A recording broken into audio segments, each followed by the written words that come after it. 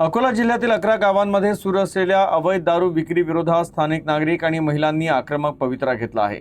तातडीनं धाडी टाकून विक्रेत्यांवर कठोर कारवाई करावी या मागणीसाठी गावकऱ्यांनी जिल्हाधिकारी कार्यालयावर धडक देत ठिय्या आंदोलन केलं। प्रशासनानं आणि पोलिसांनी दुर्लक्ष केल्यानं दारूचा प्रश्न गंभीर झाल्याचा आरोप करत गावकऱ्यांनी संताप व्यक्त केला। या आंदोलनात मातृशक्तीचा मोठ्या प्रमाणात सहभाग दिसून आला।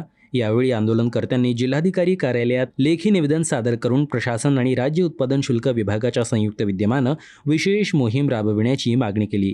गावागावात सुरू असलेल्या अवैध दारू विक्रीची ठिकाणे शोधून त्यांच्यावर कारवाई करावी, तसेच ग्रामसभा घेऊन दारूबंदीचे ठराव मंजूर करावेत अशी मागणीही यावेळी करण्यात आली। यासोबतच युवकांना व्यसनापासून दूर ठेवण्यासाठी व्यापक व्यसनमुक्ती जनजागृती मोहीम राबवण्याची मागणी नागरिकांनी केली।